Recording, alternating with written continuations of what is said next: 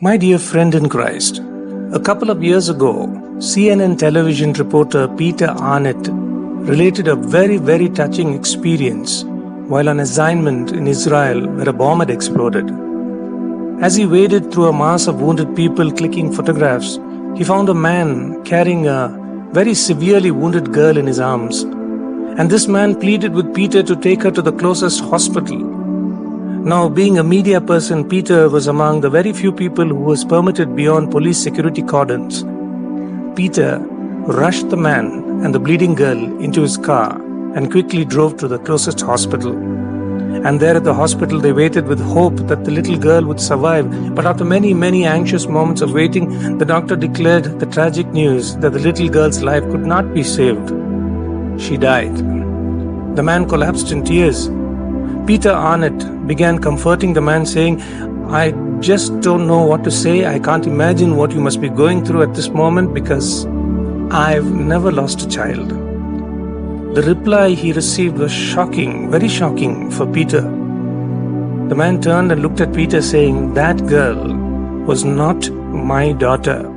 I'm an Israeli settler. She was a Palestinian."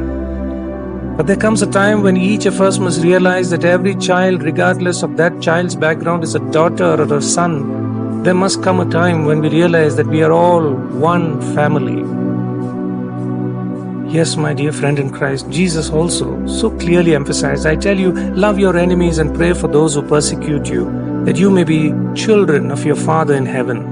He causes his sun to rise on the evil and the good, and sends rain on the righteous and the unrighteous.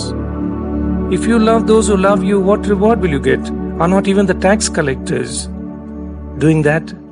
And please remember, tax collectors were a hated lot during Jesus' time. And if you greet only your own people, what are you doing more than others? Do not even the pagans do that? We have this reference in the Gospel of Matthew chapter 5, verse 43 to 47.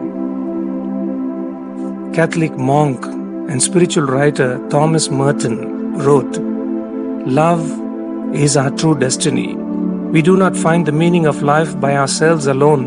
We find it with another." Yes, my dear friend, true love is to feel the pain of others in your heart. To be human is to see ourselves as connected with each other. Only then will we break down the walls that tend to separate us from each other. Life becomes meaningful, and you and I can make our world a better place to live in. Think about this in prayer. How much do you feel the pain of others in your heart? How much do you feel the pain of others in your heart?